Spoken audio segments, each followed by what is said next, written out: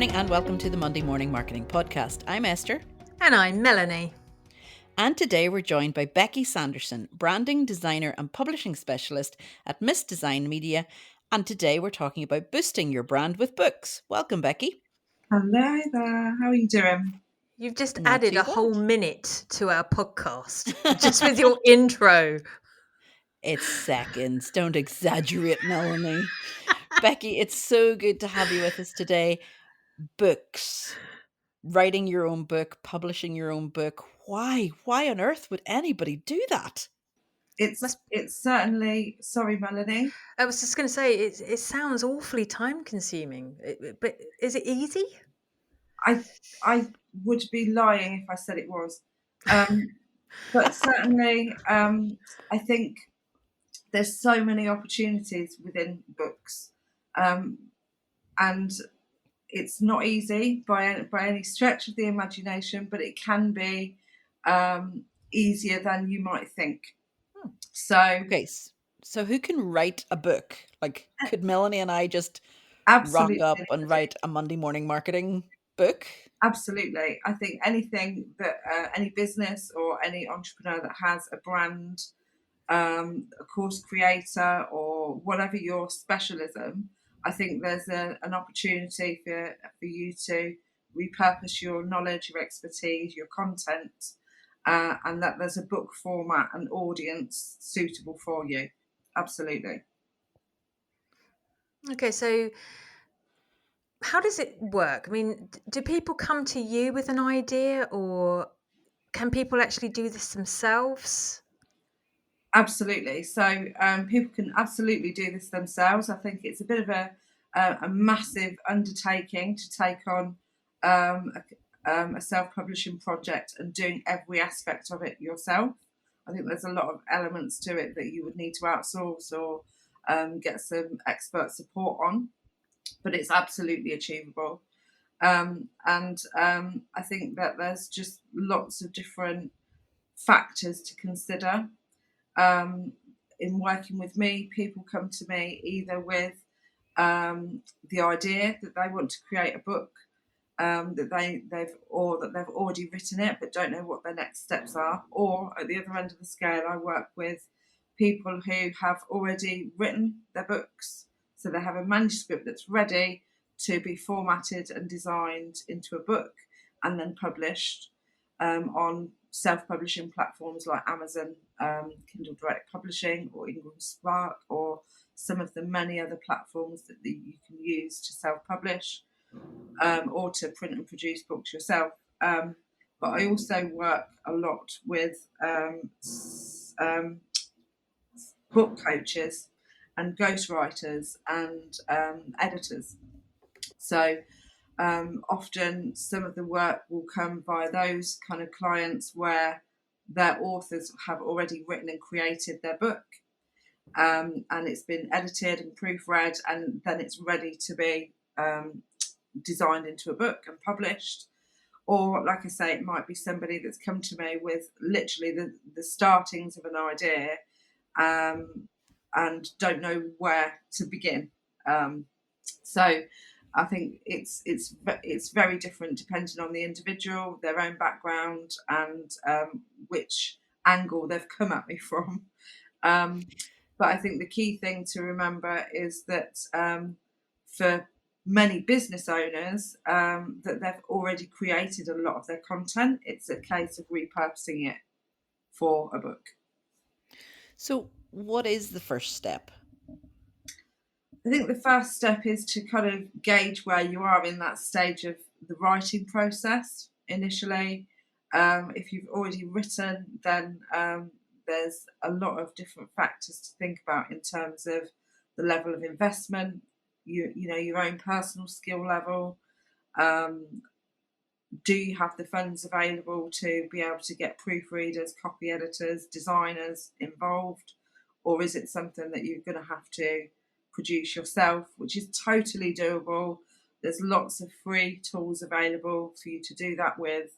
And, the wonderful Canva makes it totally possible for you to create book cover designs or low content type books or journals, notebooks, this kind of thing. So again, there's so many different opportunities within the different book formats and the different tools that are available for people to do it completely independently. However, I would, highly recommend that anybody wanting to make serious money out of publishing would need to make that serious investment on the other side of it. So, when is a book that's worthy of being self-published? How many pages or how many words do you need to make it an actual book, if you know what I mean? That is a massive question, and there's so many different possible answers to it. But in my personal opinion, working with such a wide, diverse group of people and different audiences, different themes and topics, personally, the beauty of self publishing is that it can be available to anybody. And I don't think anybody's got the right to say, you shouldn't publish that because it's not good enough. It's personal perspective, it's personal opinion, and who gives the right to say you shouldn't tell that story. So I think that's the beauty of self-publishing, that it's available to anybody. There's people that are going to like the content of a book, there's people that aren't going to like it. So what? At the end of the day, it's a personal journey, and everybody has a book in them, right? So why not have the opportunity to share it? So, another question then. So, let's say we've got a 150 page book, Yeah. just a normal, not an A4 one, like an A5 one, if you like. And as part of this, you have the choice of either making it a hard or soft copy or a download. Yes. How many people actually read physical books these days? Or how many people are actually using those downloads? Because I've actually purchased both in the last 2 weeks, both cookbooks. One was one that was sent to me by an email, and another one that was sent to me through Amazon. I think there's always going to be a place for both formats. There always will be. People are die-hard book lovers. They like to touch it. They like to feel it. They like to smell the ink and get a bit geeky about it. And it's a really tactile thing. It's a comforting thing. It's a holiday thing, a bedtime thing. A place to get lost in a real book. Ebooks are always, and downloads are always going to be are there now in the digital age. There's a place for these in the world of media, in business, in terms of people being able to access large amounts of content without having it to be a physical book. I mean, who uses recipe books these days? I used to have a shelf full of recipe books. Why? I don't need them now. I can just download a recipe or look at a recipe that I want. So I think there's places and times for each format. And the beauty of a digital format or a downloadable is that it can be cross platform. Now, with all the various different digital devices, there's so much opportunity for it to be cross platform. Initially, when ebooks came out, it was a difficulty for the designers and producers of them to make them cross platform to provide a good user experience. Whereas I think the formats that are supported now by Kindle and the like and the different devices are making that more accessible, more user friendly, more interactive, great content, videos embedded, pictures embedded, interactivity. There's so much possibility within each printed and downloadable or ebook formats. So there's endless opportunities for each, and I don't think that either will be going away anytime soon. But going Just back to leading your on. words, sorry, Esther. No, sorry, Becky, just leading on from that then, the audible formats of the books, would you recommend that the author themselves do the reading of the book or get a friend in? We're talking small business books and small business owners writing the books. So would you recommend that we'll go back to the example of the Monday morning marketing book, which isn't going to happen. Uh, famous last words. Yeah. But right, would you recommend that Melanie and I do the reading of that, or that we actually get in a professional to do the reading of that? Nah, we're characters. But you Absolutely. know And what I mean? In any example, like I think who should read their own book? I think it's again, it's a personal choice. I think in the example of the morning marketing podcast book, that it would absolutely need to be you, because it is all about your personalities. Your people recognise your voice, and it would be a really valuable extension to what you're already offering. So in that example, I would say absolutely you. Um, and again, depending on the content of a book, the brand, the person, it depends whether, again, they want their own, literally their own brand voice on their Audible book. For others, if it, depending on the content of a book, if it was more of a kind of novel, um, or an autobiography, then in places it might be best told by somebody else. Depending on how confident the person is at speaking, reading, use of language, intonation, all of these different factors are something that people are going to need to consider. And there's lots of services out there to do it for you. But again, I think it comes down to the personal choices, the goals of the person who's publishing the book. What are they aiming it to do? Is it going to require that level of quality in terms of having professionals to do it? And again, it comes back to that investment. So I hope that answers that question. Yeah, I've already got myself into trouble with mentioning a conference or workshop. So, you know, Melanie's now looking at me going, "We're not writing a book just yet." Yeah, we're handling enough right now, thanks. But But getting back, you were yeah, mentioning branding, and branding has something that we have talked about a lot on this Mm-hmm. podcast. Mm-hmm. Um, how important is it to, be yourself when you're writing your book? Could you just, get somebody else like a ghostwriter to write your own book? Would Absolutely. it sound like you? Would you then need to edit it and make it sound like you? What we're talking, like small business owners with who are time poor, small business owners who are also money poor. We're talking a lot of poverty going around here. But how do we get it that it sounds like us, but it's not maybe written by us or written by, specifically on the brand? Would Mhm. that work, or does it have to be brand Absolutely. related? I think it comes down to, again, each individual's person and personality, and their writing style, their ability to write well, or whether actually, again, investing in that service for somebody to be a ghostwriter for you. So one of the ladies that I work with very closely, I know that she does a series of interviews and questionnaires and various, quite an in-depth process to extract all of the information, details, and feelings and personality, and again that brand voice of certain phrases and words that they might use to communicate, those elements of the brand and the brand voice, so it is authentic. I think there's always going to be a certain level of um, personality that comes in from the writing style of a ghostwriter anyway. hmm. But if a certain person isn't so confident with their writing, then this is a really good option for them, and it can still include the the the brand voice and personality. So as you know, Becky, because you've listened to the podcast as well, we market not just to startups but to established businesses as well.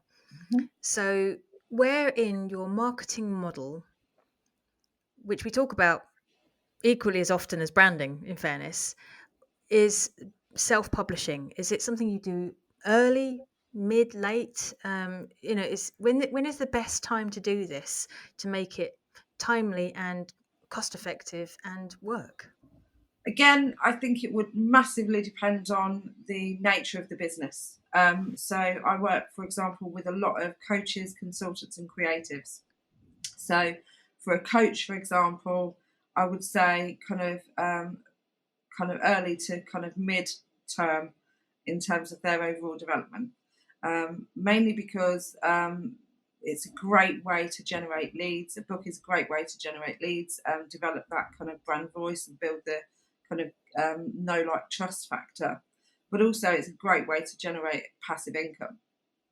But more importantly, and the point of why I wanted to say this is that it's about repurposing the content that they're already creating.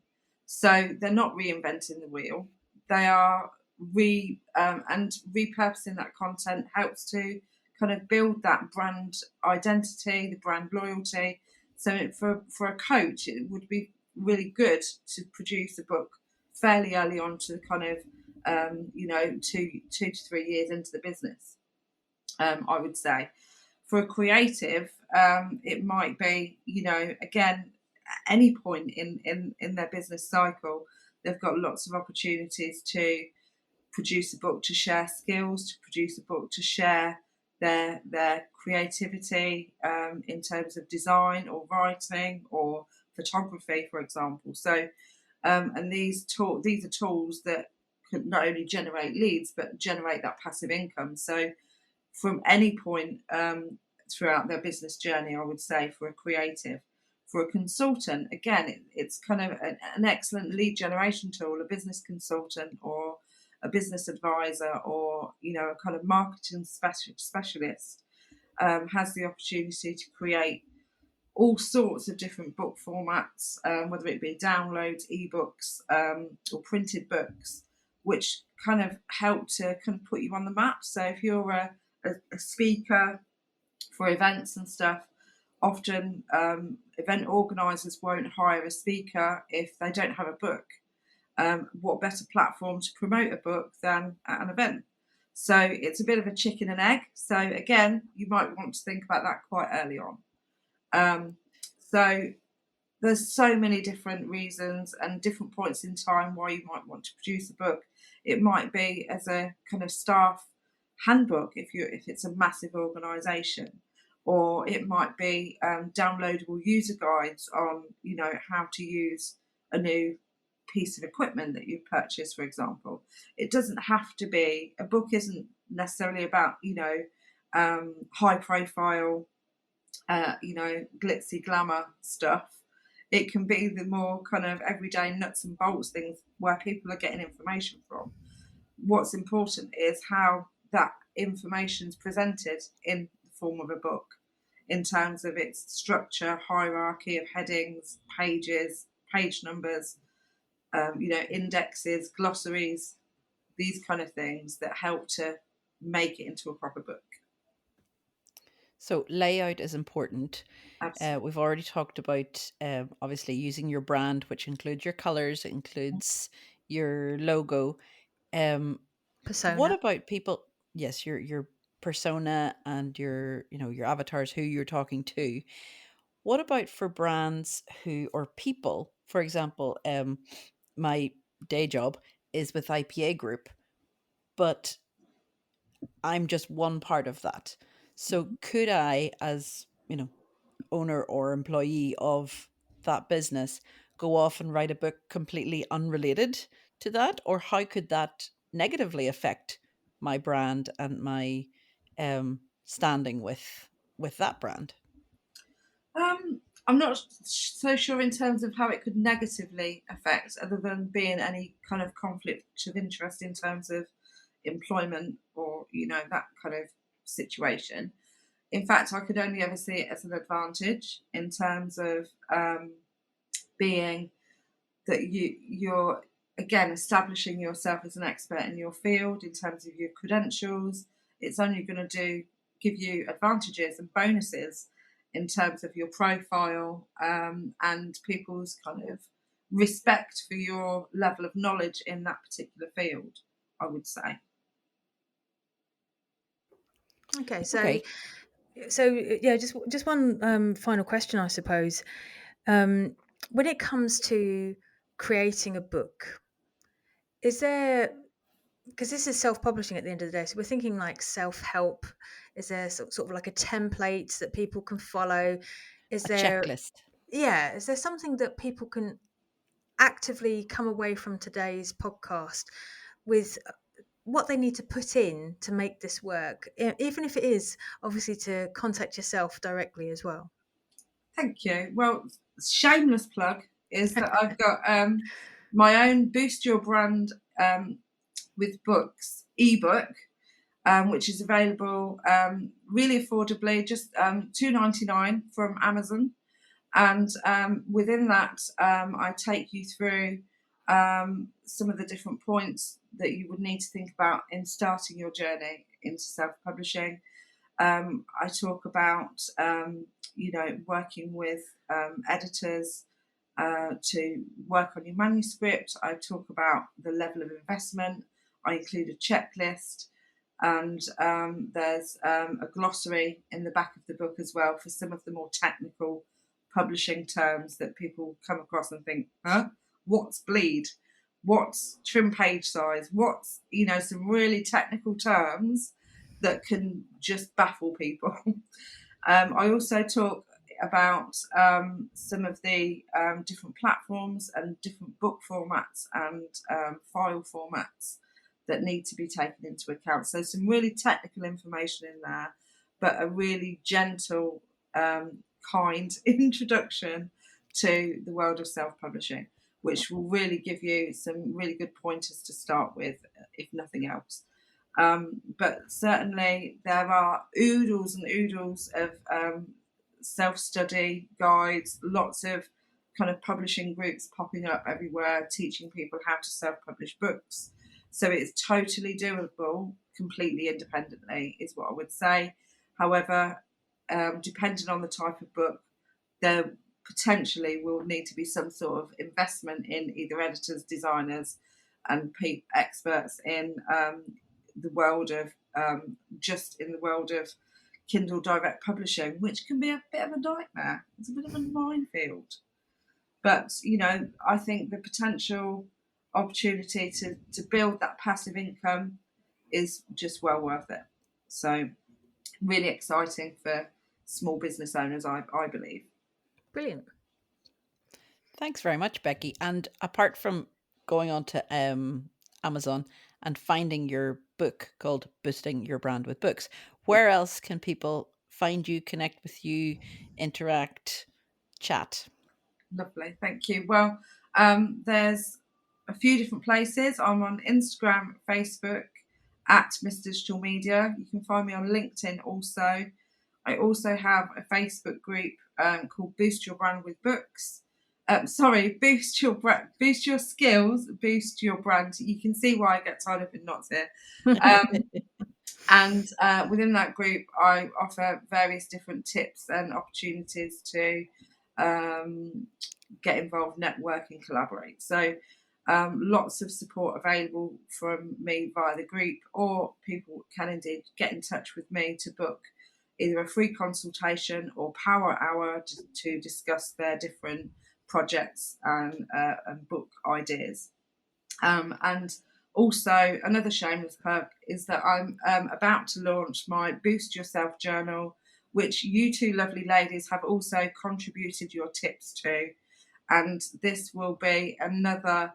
Melanie's going bog-eyed, thinking, "Have I?" Yes, you did, Melanie. And so, but this again is another really useful tool for building and boosting your brand and boosting yourself, and some really helpful tips in there. So another resource of help and support from me and many other ladies. And apparently me as well. Yes, you did. And me, yes, Honestly, you did.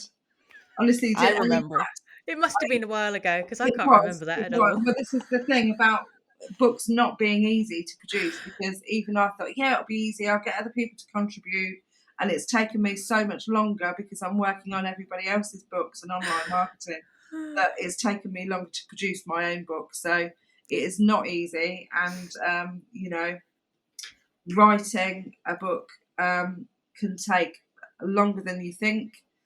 Putting the layout together can take longer than you think, and but it's all going to be worth it. So I've Of just course it is. in there. It's Uh, one of my little nuggets of information in there.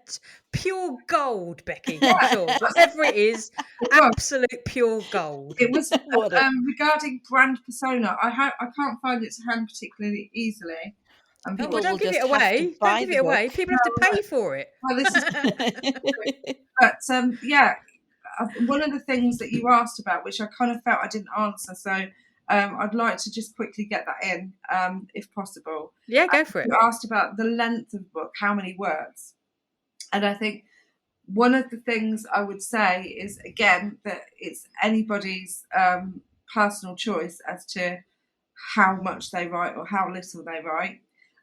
For the sake of saying producing something like a memoir or a self-help book or something like that, I would say anywhere between a kind of 120 to 170 or 200,000 words would be a very good book.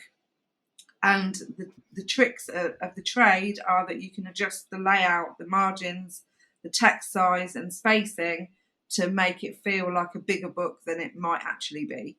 So don't be too scared about things like that. But needless to say, you can also create low content books like journals, just using simple quotes like the one that I'm producing, or notebooks, or workbooks. So if you're a course creator, you could reformat your course content to create a workbook which you could sell, you know, at a decent price to help to generate that passive income or to generate leads. So I think don't be too scared about the word count is what I would say. I think if you've got to feel that you've got a complete set of content that does what it needs to do, then don't worry about the word count, is what I would say. Brilliant. And thank you very much, Becky, for coming in today and talking to us. I think what a main takeaway that everyone can get from today is just do it. Yeah, Just sit down and start writing or speaking. There's loads of software as well available where you just talk and the computer writes it for you. absolutely. So you don't even have to sit and get writer's block. There's no excuse. Just do it. Absolutely. So So you're going to write a book because you refuse to go live. sounds like a good compromise to me, Oh, actually. cheers. Absolutely. I think it's been so therapeutic for me to work on my own book, both the ebook with the, about self-publishing, but also with this journal. It's been a really lovely experience. So I've really enjoyed doing it. And I think that is the thing. It's very cathartic, a lot of fun. If you like that kind of geeky sort of thing, writing, technical stuff. But for any business owner, there's so many opportunities. So please do investigate it if this has inspired you, even in the smallest way. Brilliant. And keep an eye out for our upcoming book. Yeah, absolutely. Absolutely. That's it for today, guys. Thanks for joining us once again, and we'll be back next week with more Monday Morning Marketing. Bye-bye. Bye. Thank you.